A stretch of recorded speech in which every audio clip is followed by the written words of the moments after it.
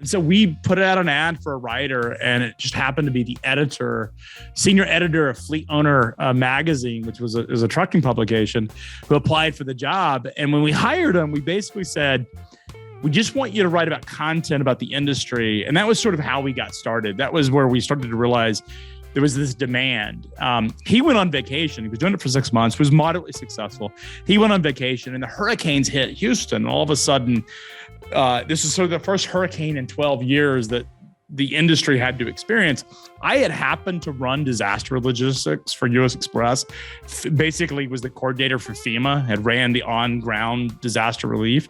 And I started writing under his name about what to expect during a hurricane, what this sort of hurricane relief process was going to be. And the site exploded. And what was interesting was I was writing under his name, so nobody knew who the writer was, but I was writing on a firsthand account of what was to expect during a hurricane. And that was sort of the magic moment. We realized, wait a minute, there is this desire for news and information in this space. We could use this as a platform to do something really interesting. That was sort of the breakout moment for us, where we found, I'll call it product market fit, at least as it relates to news, was that moment in time. You're listening to Freight Famous, presented by Rose Rocket, bringing you the people that make trucking move. From behind the scenes into the limelight. Here's your host, Justin Bailie.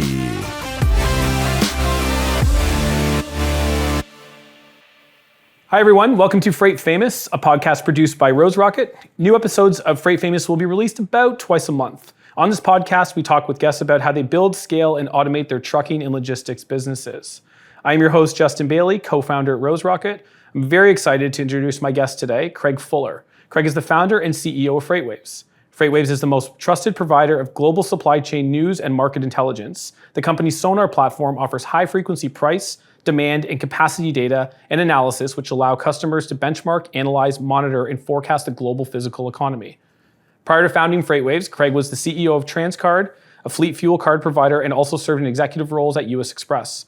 He holds a BBA from Baylor University, and Craig is also a pilot and owner of Flying Magazine, the largest media provider dedicated to aviation. Craig, welcome. Thanks for being here. Yeah, glad to be here. Awesome. So I think it's really important for me, and I think our listeners too, to especially help as we kind of ramp into talking today. Really want to hear about your background in terms of how did you get where you are today. You are now the CEO of the largest media company in transportation, logistics, and probably supply chain, actually. And so how does a guy from Chattanooga, Tennessee become the guy that sits here in front of me today? Yeah, so I grew up in trucking. My dad started what's become a large trucking company, and my uncle also started what's become a large trucking company. But it actually goes back generations. My grandfather was one of the pioneers of long haul trucking. Sort of the running joke in the family was that he wanted to get away with basically not having drivers sit and wait for hours, and put two drivers in a truck and sort of engineered the team long haul business in the 1960s. He sold that business in 1980. And the guy that bought the business, my dad was an executive working there. The guy that bought it actually, after a couple of years, started embezzling all the money. And my dad ended up turning him into the feds and ended up saying, hey, I'm out. I don't want to be associated with this guy. And went out and started his trucking company. And my uncle also left the family, what was at one point the family business that was going under because the guy was embezzling all the cash, went out and started another trucking company. So I literally grew up in it. And I would hear all these stories about trucking. And it was really sort of inspirational, but also informative on how the industry operated. I got to see it firsthand from the family, but I also got to hear all the war stories about the industry. So I've always been enamored with freight and how it moves and how the components are and all the people and individuals, and sort of fell in love with the industry. And from an earlier conversation, these aren't just trucking companies that your father and your uncle started. This is US Express and Covenant. These are, for anybody listening to the show, knows exactly who those are. So huge successful companies at that, and it's really interesting. That's actually, I had no idea. So it's very, very interesting, and actually answers a lot of questions I had regarding just positionally those two companies and how, I think what you guys honestly have coined Freight Alley has kind of become. I mean, those would be the anchor institutions that really would have kind of created the Chattanooga freight scene. Is that an accurate? Yeah, that's right. Assumption? So if you go back, if you sort of look at Nick Saban, or, I'm a big fan of college football, and there's this sort of concept of coaching trees where you look at like Mike Leach at Texas Tech, and you have all these coaches that went on to have storied careers, or Nick Saban sort of has coaches that go on to have storied careers. It's the same thing in, I think, business, where you have sort of a company or a group of companies, and all of these founders go out. They started at one company, went out and start their own. I think the same can be said about the Chattanooga freight scene, is that a lot of that sort of ties back to my family at some point. Now, not all of the sort of third or fourth generation necessarily worked for the family, but at some point in time, they likely worked for a family member that helped sort of ignite what's now Freight Alley in Chattanooga. There's so many things I want to talk to you about today, and there's actually we're having a guest tomorrow on that's going to, as far as I've been thinking about the show a little bit, we're going to touch on family business. She was sort of fourth generation, and just sort of the pressures and the mission mixed with the lack maybe of desire and all the things. I don't know what that's like, but I can, I don't know that we'll be able to go there today, but I'd love to hear more about that at some point, because I can imagine there's not a lot of necessarily stories in there, but a lot of emotions that have to be, with all of the intermingling of, again, the family aspect, the pressure of being in the industry, maybe not wanting to be. Seems like you found a pretty nice way to feather that, though, where it's, you sort of stayed within the industry, but didn't necessarily, take the path that would be, you're not the CEO, for instance, of US Express or Covenant or whatever have you. So you've kind of found that nice way. My brother got that sort of. I actually had a really successful career at US Express, but wanted more. I was highly ambitious, and started a payment company that we ended up selling to US Bank. That was 2012. Stayed on for 2 more years, and really decided I didn't want to work for a large bank. If you think family businesses have problems, try Fortune 50s, where you're just a number and sort of a cog in the machine and in the wheel. And for me, I've always had ambitions of being a founder. I idolized my dad. My dad is my hero in many ways, and wanted to build something like he had built, but also recognized that trucking is a hard business. It's a lot of hard work, and felt like there may be some opportunities to get involved in sort of the technology side of the industry. One of the sort of things that I thought a lot about was, if you sort of think about that 2014 to 2016 period, there's a lot of capital going into the industry, and practically every venture capital startup was talking about doing the same thing, which was bringing transparency to the market.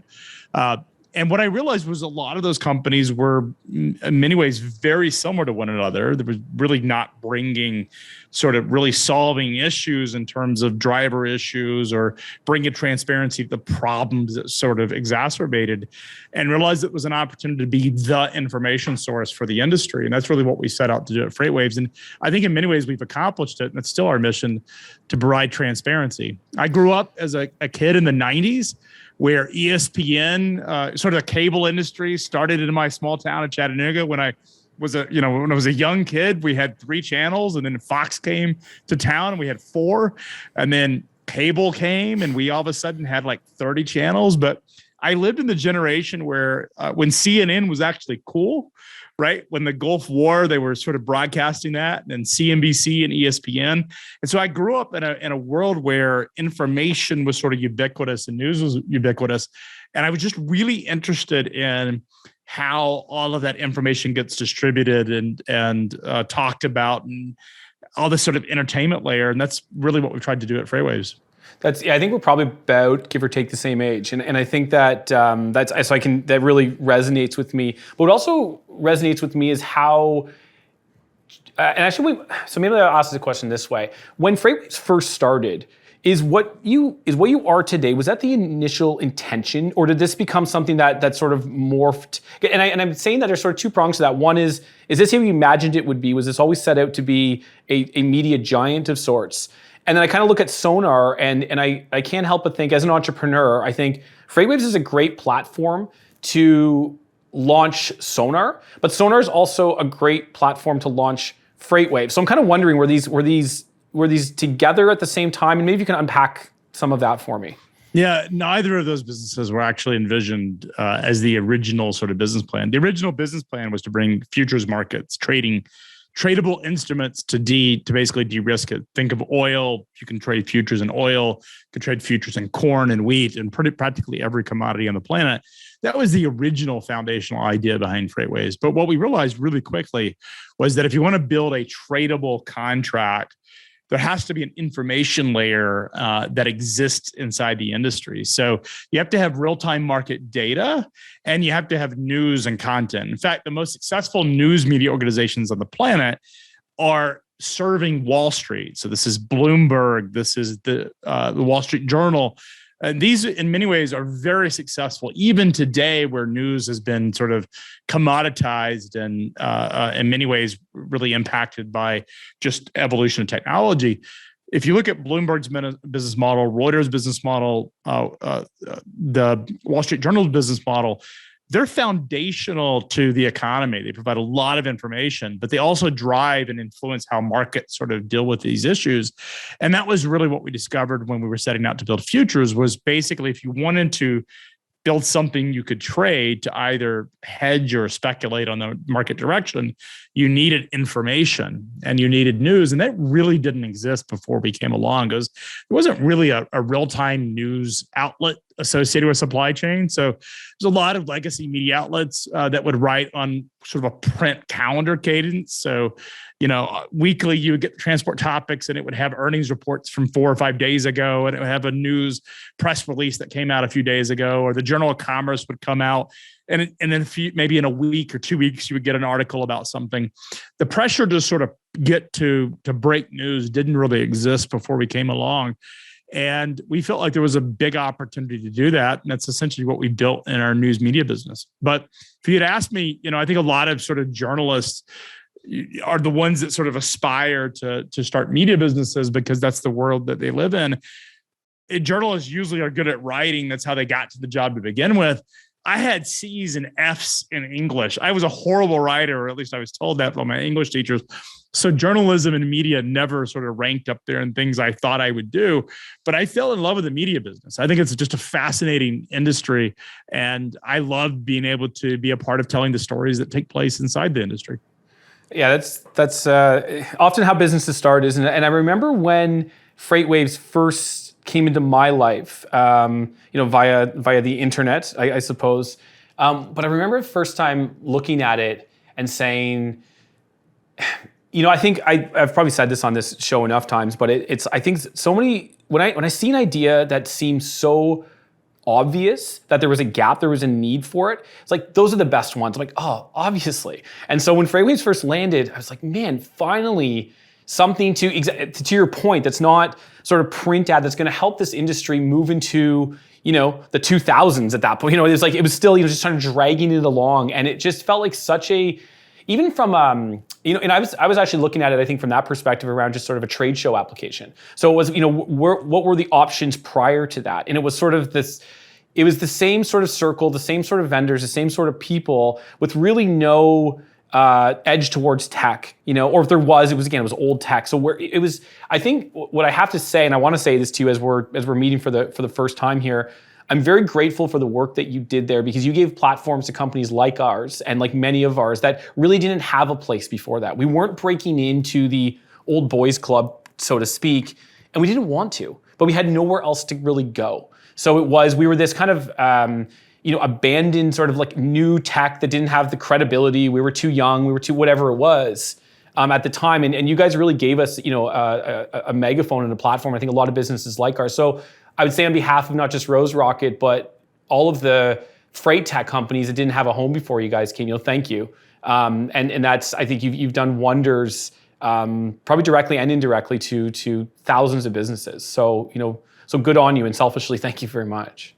No, I appreciate that. I think, one of the unique sort of features of our business is the fact that we're a venture-backed company as well. So we've raised venture capital like every other founder that sort of didn't bootstrap their business, but went out and raised capital to build technology. Is essentially we are also venture-backed. So we're in the same ecosystem that a lot of the startups are that exist.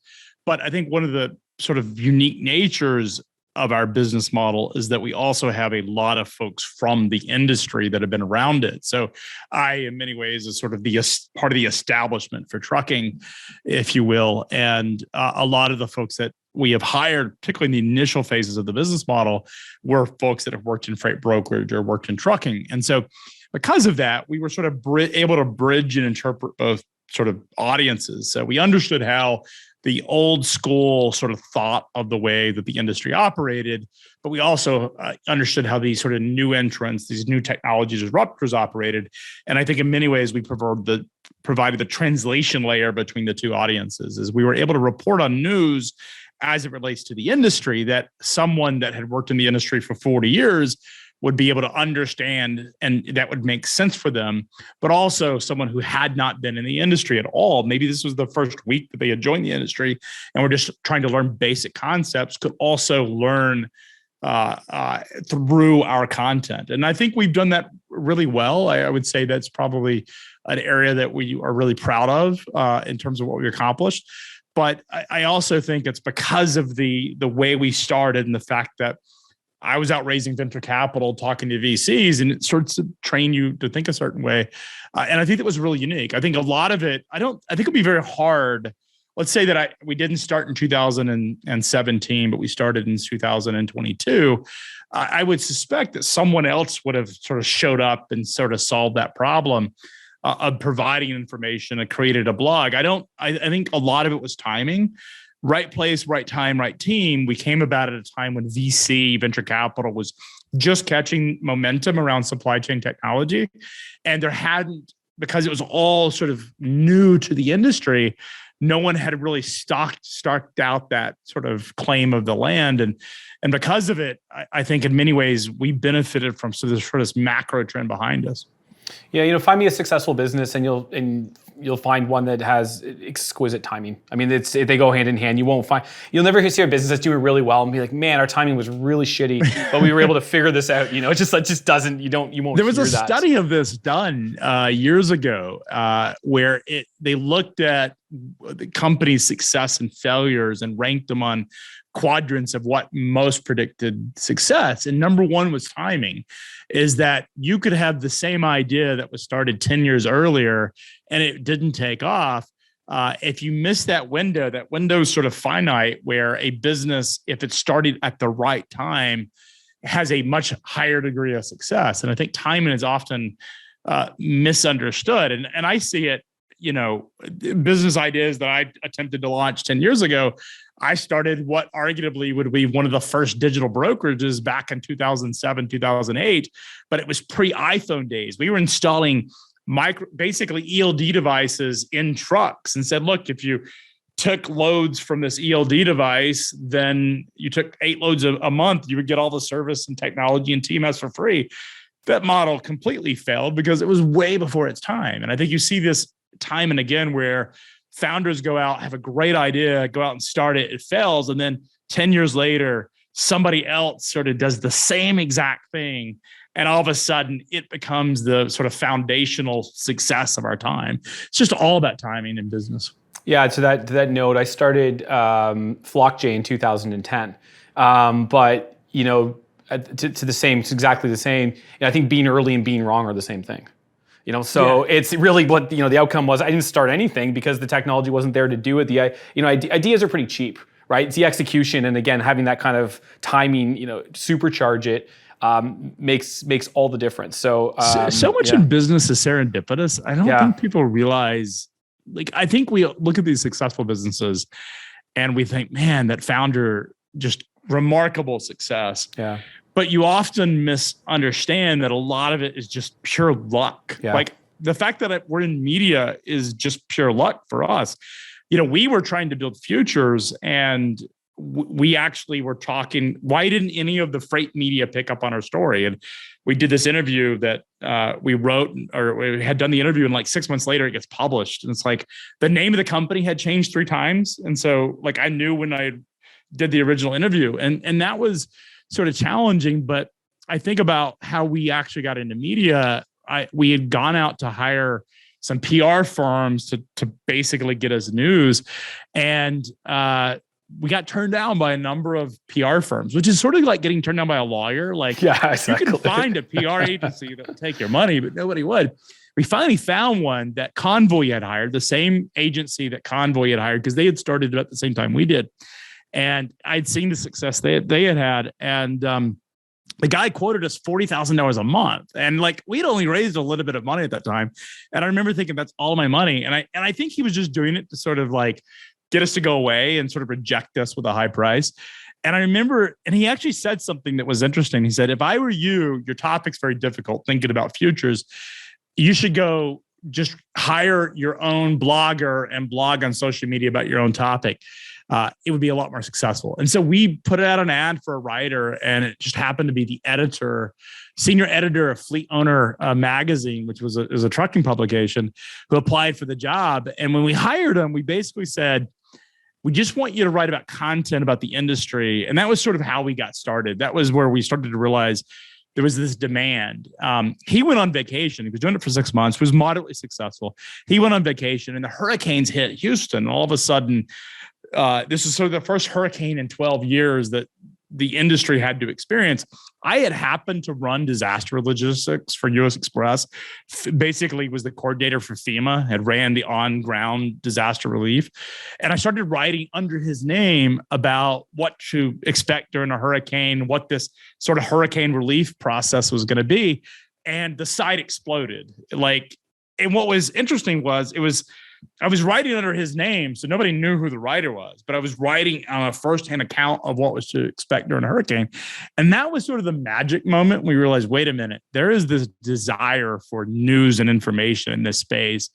We could use this as a platform to do something really interesting. That was sort of the breakout moment for us, where we found, I'll call it product market fit, at least as it relates to news, was that moment in time. I think you just hit on a really, I think another critical component to early business success is audacity. You had no business as a basically English failure to be ghostwriting like, not only were you ghostwriting, you're ghostwriting for a writer. Like, your writing's got to be so top shelf that you're better than the writer himself to be the ghostwriter. He was not happy. He was on vacation. Well, but I was like, I'm not going to bother him on vacation. Yeah. But he was very angry that I wrote, my grammar was bad, my spelling was off. I've gotten better over time. It's interesting because when I write, my articles will do well, but I also now have the benefit of copy editors which are able to fix a lot of my writing. Just because I type so fast that I often miss sort of the syntax of it. But anyways, yeah, it was a really interesting sort of moment, because we realized that this was a moment for us. This was a chance to really do something interesting, to provide some sort of firsthand account, because a lot of the media and freight were just professional journalists, and not to dismiss the importance of that, but they hadn't had firsthand accounts. They didn't really understand the mechanics of how freight moves. And so I think because of that, I think that has really driven a lot of our success. So from that, having this I guess, how do you couple or even decouple the idea of now that you have the level of reach and amplification you do, there's a certain responsibility that comes from that. How do you do that? Like, how do you thread the needle between feeling sort of a sense of responsibility or accountability to the industry versus saying things to help get more clicks? Or maybe they're not mutually exclusive. I don't know. Like, how do you, does that make sense when I say that? Is there a way to sort of thread that?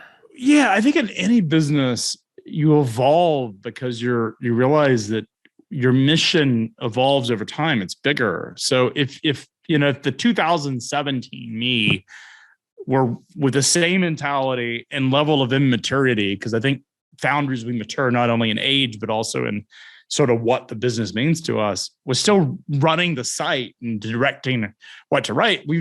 I don't know that it'd be a little bit more unconventional and a bit more provocative, because we were doing things in those days just to see what, throw it at the wall. I think you reach a point where you realize what we do matters. People really care about the content we're producing. People really care about what we say and how we say it.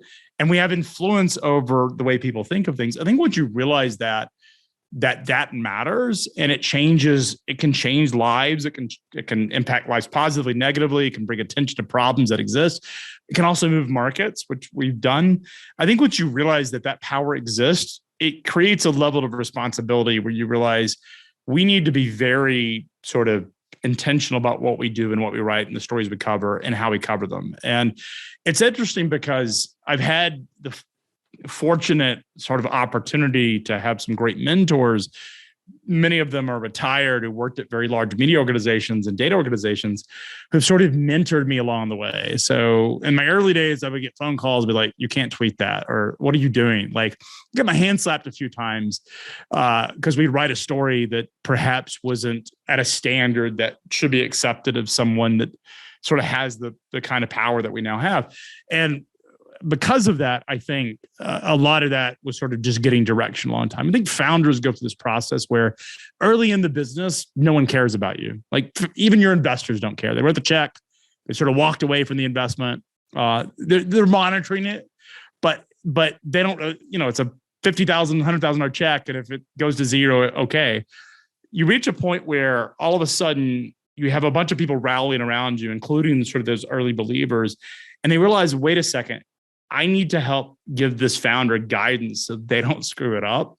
All those tendencies to go fight and win and prove to the world that you can be a successful founder also means as you become a successful founder, that a lot of that ego, a lot of that fight, a lot of that eagerness to win has to be directed in a way that the founder doesn't become their own worst enemy. And you can see some companies, founders that had success that is exponentially larger than anything I will ever experience.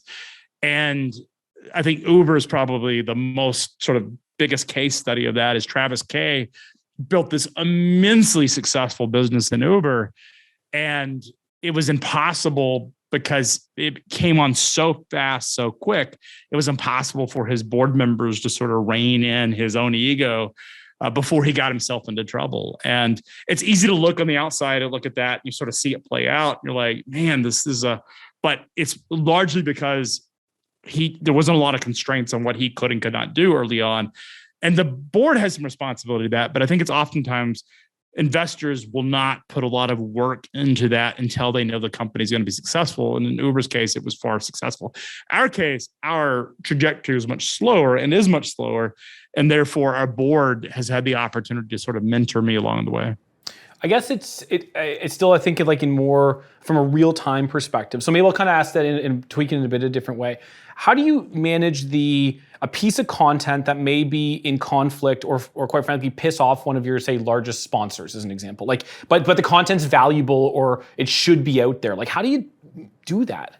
I think we use a standard that that we're going to write the story. So you give a lot of your journalist editorial autonomy, and like it's evolved over time where we've started to create real strong firewalls of stuff. And because of that, your journalists had the right. So if they have a story that they have picked up on for the industry or have been tipped off, we're not going to stand in the way of that story. If you have a strong commercial relationship with a company, it's just like you would if like the journalist should do this anyway. So let's say there's a controversial story about some scandal that's taking place at a company or some issue. The journalist should reach out to the company to get their side of the story to find out if there's any credibility to it, but also give them the chance to sort of provide a rebuttal or a chance to put a statement out. That happens naturally in any editorial time. At time, these are important relationships to the company financially, and those may make it to where I have a relationship. So my team will give me a courtesy. Hey, we're writing a story on this company. And if I know them well enough and have an established relationship and rapport, I will give them a heads up that we have a story. Do they want to get involved in this? And so there have been a situation. There was a major, I think probably the best example of that was a major hack of a company. It was a malware attack. And the company was under siege, large platform in our industry. And I had a personal relationship with them. And it was a Saturday afternoon. And I called them and it said, hey, this story is going to run. And they asked for a couple of hours because they had shut down for about 2 days, but the FBI was getting involved and they wanted to work through their plan. And I said, okay, you have until they bought a couple of hours effectively. And I said, hey, we're going to run the story. but I'll give you a couple of hours to get out a statement because they just were catching up. Those are situations where you'll give the company a benefit of the doubt, but you'll never sort of kill the story. Because what happens is if you start doing that, you start to ruin the credibility, not of necessarily the market, but of your own journalistic team, your teams, your editors. It starts to ruin their ability to tell stories that they've worked hard on, and you give them a lot of autonomy. And there are stories that I cringe about. I mean, just my own family.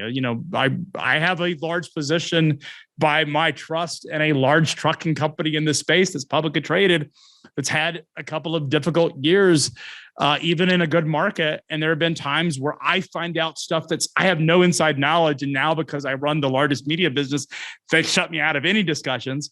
But I found out stuff happening at my family's company through our own media business. And so I may get a 10-minute or 5-minute notice. Hey, the story's going to run, but I will never stand in the way of that. And so you just realize that what your mission is more important than perhaps short-term financial. But I think arguably, I can't think of a single instance where we have lost a large commercial partner because we've written a story that hasn't been very flattering to the organization. I think our mission is very specific. And I think as long as the stories are credible and accurate and reflect what's happening and are viewed in the mind of the audience as fairly represented the situation, you're not going to lose a lot of commercial opportunities. And we're prepared to do that. I think Michael Bloomberg in his book, which was sort of an inspirational book for me, Bloomberg by Bloomberg, wrote that, he was prepared when he built his media business that if their largest customer was, the quote's pretty provocative. It's like, look, if your largest customer was caught up in some scandal with a prostitute and some cocaine, would you go with a story? And he tells the person he ended up hiring to build his media business that the answer is yes, you run the story. And so I think if you have that mentality that we're going to run the story regardless of whether this commercial opportunity exists, I think as long as you approach that with every situation, then you're going to let the stories come about. Got it. And that seems, I don't know enough about media, and you said you're sort of new to it, but it is super fascinating stuff. And it's, I think it seems so, when I hear you talking about this, I'm trying to make these parallels to our business. We started around the same time, and there's, there is parallels in the same space, but what's so different is that your product is, I mean, this is the most obvious statement I'll make today. It's fully out there. I mean, your product is the product. And where, we have opportunities as a business, and most every other business out there can do things behind the scenes. Not everybody you can release pieces of a product to a certain cohort. You guys are all on all the time, and it must be very frantic at times. It's very real time, and it's fascinating. It's I would say I was in the sales. For me, a big story, one that sort of not just catches the eyes of the industry, but sort of becomes an impactful story to a much larger audience. It's still an adrenaline rush, like getting a big sell or having a big revenue day. And those days where things just are going right. And it just feels like, oh my gosh, we're on top of the world here at this, in a sales business or in a deal flow or whatever, or raising a bunch of capital. It's just those big highs. There is a dopamine high in having a story that just is a big story. I think journalists, what they live for, and I get to live vicariously. I write. I'm not a huge writer for our site, but I do write, and I get the same thrill that others do when you sort of have this big story. And for me, it's not so much the number of clicks there, and we don't evaluate that necessarily in terms of success. We do monitor it because it's important to show engagement. But I think as we've evolved, what we look for are those stories that really impact the way people think. And those, like it's very easy to pick those out. Those are the ones that I think are interesting, or just something where you read it and you're just really captivated by the story. And that's the stuff that I really sort of enjoy that we get the opportunity to do. But oftentimes I read about the stories that the same way you do is I'm reading on our own site. And most of the stories, I don't even know they're coming out until they do break. Like I said, it's typically only a last minute courtesy call if it's something that we know I'm going to get phone calls about, so that I'm not blindsided by it. Do you still look at, when you put something out on LinkedIn, do you still look at the likes and see who liked it and follow it, like as if it was your, you've got a pretty big reach out there. Like I still do. Like my reach is nowhere. I mean, it's not even a millionth of yours, but I still find myself being very immature and that, and looking at it. And I wonder if you would too, sitting in your chair, do you still follow that stuff, like, to that level? I used to. I did. Now, and I've sort of evolved how I think about content. Now I write. I used to write in many ways, hoping to get some influential person to read it or like it.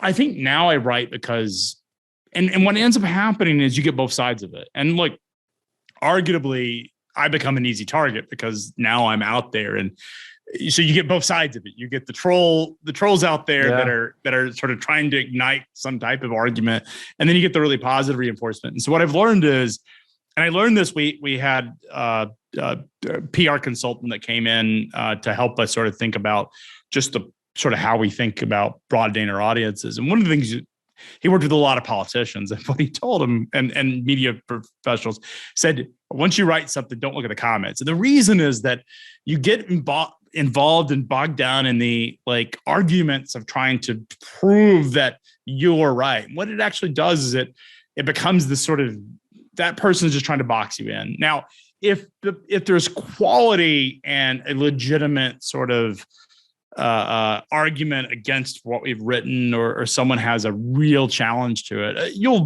those things will make their way to you somehow. But most of the time, you just let it go. And I think certainly when you get someone that you consider influential or someone of high stature, it always means something. But I think nowadays I write and I don't even look at the comments.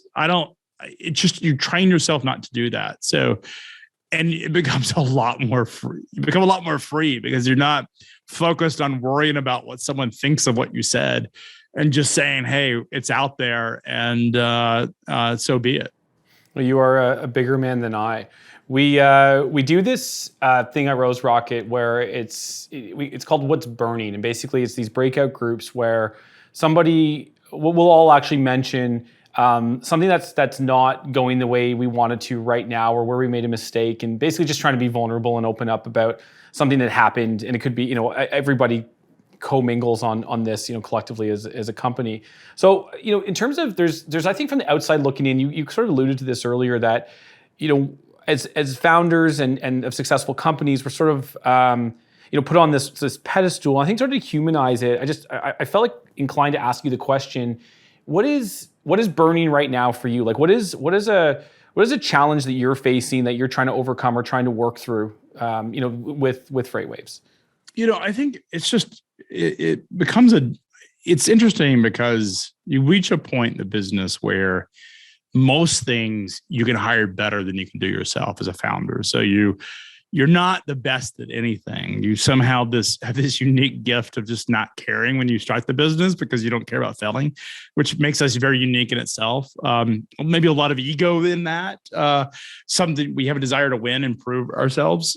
But that drives the business in the early sort of stages of it. And eventually it becomes a big handicap because it's hard for founders to sort of let it go. And I think it's been an evolution as I sort of fired myself from every functional role, is trying to figure out where I fit in that sort of what's the future of the business look like as it relates to founder. How do I be influential? And so it's a struggle that as the business scales, how do you provide the most impact to the company without becoming a distraction in that? And that is something that I face every day. And I talk to a lot of other founders that sort of feel that way, because at some point there's a founder's curse that actually takes place, is you're so integral in every decision that's taking place early in the business that at some point the business needs to scale without you being that person. And I think it's a struggle I think all founders face. Talent development is always a challenge, but these are typical problems that every company faces. That would be my biggest challenge, is just knowing how to be helpful, frankly, without getting in the way. And that's a personal challenge and a personal problem but I think most founders face that. I 100% face that. And that's something that people who know me know that I speak to that. I find it difficult because there's a real human need to make a contribution. And I think that it can feel as though it's hard to redefine what it means to offer value to the organization as the business starts to scale. So it used to be doing all the things. It used to be critically center on the strategic decisions. It would be, like you said, it's all of the things.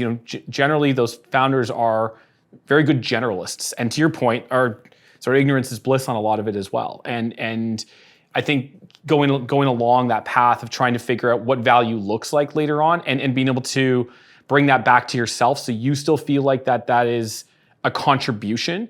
And so not doing things 50 hours a week can still be a contribution. That's hard to do. And I think it'd be interesting for you coming from, a trucking company background. Look, I don't know if there's harder working people, any industry categorically. So a lot is defined by hours in and hours out in that space. So, right. So if you're not working 14 hours a day, then what kind of man are you, Craig? Right. So it's kind of trying to find that, the sort of those old stories mixed with man, like you hit it right on the head. Like I feel that all the time. It is, you're exactly right. It is bread. So I told my CFO, who I effectively handed over a lot of the operational role to him. He's now COO and running product. He's doing the job of a proper CEO. If I didn't start the company, he'd be the guy that would be the CEO of the company. And I told him, I said, man, I was commenting about how lazy I was. I'm so lazy. And he's like, you're putting in 100, I'm always thinking about working on the business, but to me, there's this weird sort of challenge of like, all of a sudden I have free time because I'm not in every meeting and every decision.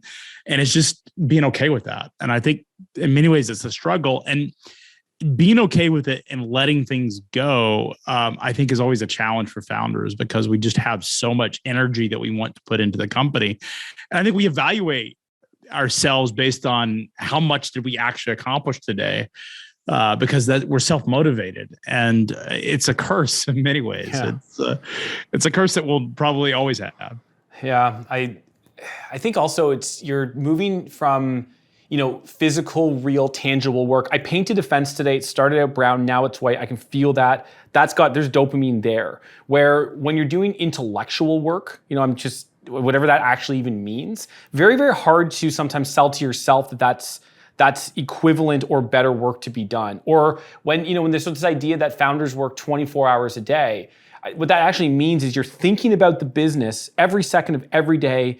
One of the curses, I think, of being a founder is just the level of distraction. That is, like it's very hard to be present, because you are constantly getting bombarded with ideas and thoughts and things just around the business. So I think it is a shift, and I think that's I'm really kind of happy to hear you say that. Not because you're going through that, but it always feels nice when other people are going through something the same. It's interesting too, because our businesses are of very similar ages and I think even sort of stages too. So it's man, it's nice to know that I'm not alone anyway, selfishly. But Justin, it's interesting because I think about the other sort of fallacy of being a founder is two things that sort of have driven me. One is I have no patience. The problem is I want things now. Yeah. And so that is challenging to an organization. We have 200 employees. And so the lack of patience can actually be a big detriment, because it takes a while for things to get done.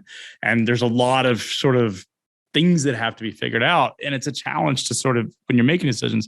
The second is, as founder, you want things to work well and you care about the outcome. And so because of that, you, in many ways, so if there's a problem in the organization, so one of the things about my CFO and I learned how to have much better chemistry and communication was he used to come to me with a problem. He had a solution in mind, but he would come to me to tell me the problem. And immediately I would go into fix it mode, and I would want to fix it right then. I want to call somebody up and I wanted to fix it. And he learned that he would come to me with a solution and then tell me why he was implementing it.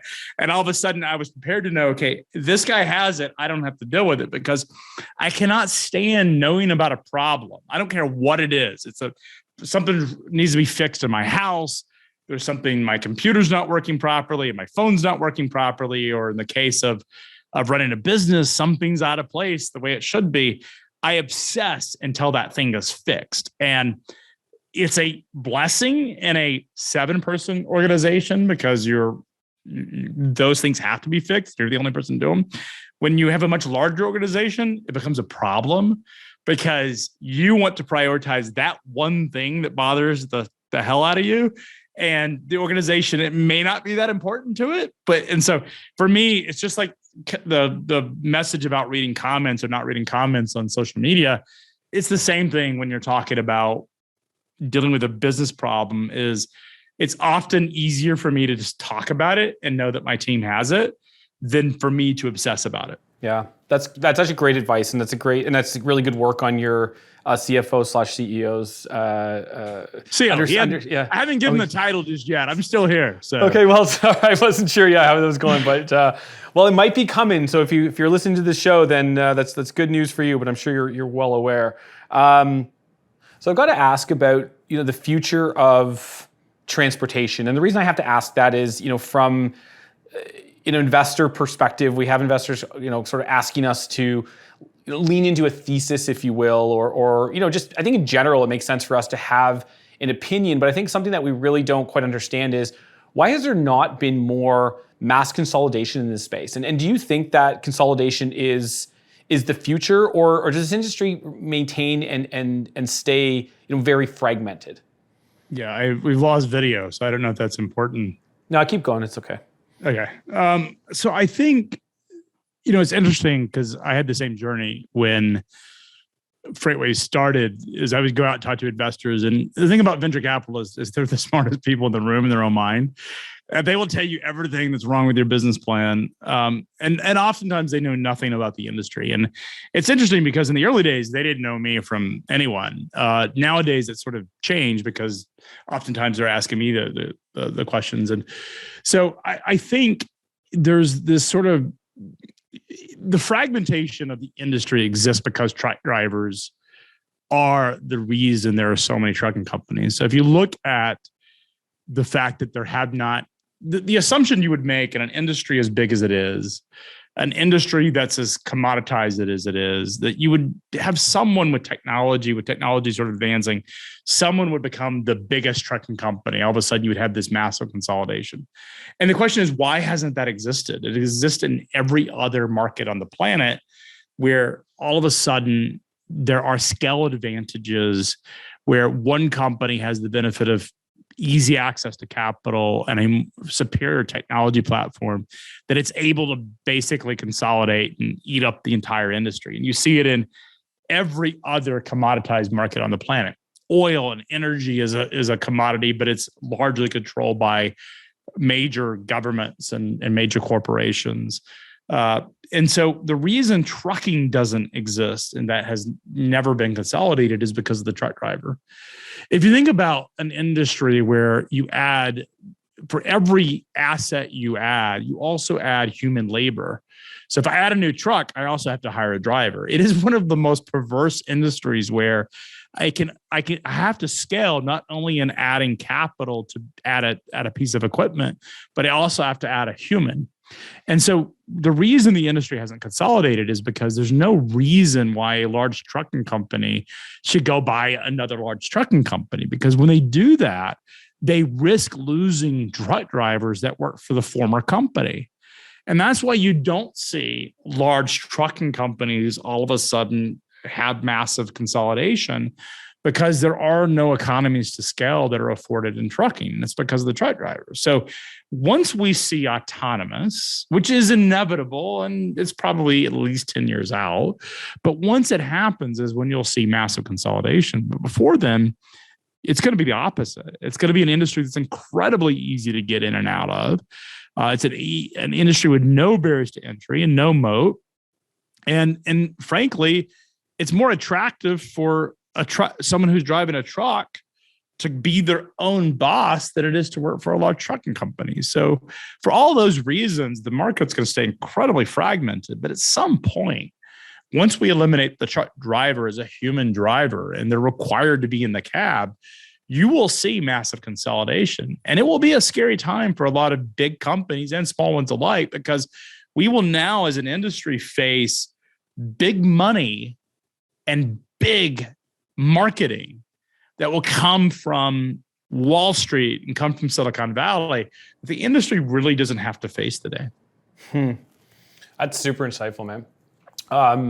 Look, I think we'll wrap it up there. I could talk to you all afternoon, but I'm sure you have other things to do, so I'll let you go. But man, thank you for all of that, and really great to talk to you. And again, thanks, on behalf of all of us in sort of the technology side specifically, for building FreightWaves and having the success you're having. You're helping us along the way. So thank you again. Well, Justin, appreciate it. Thanks for having me. Thank you for listening. And don't forget to check out FreightWaves, to check out what Craig and his team are doing over there. They're doing fantastic work. And don't forget to like and subscribe to the Rose Rocket podcast.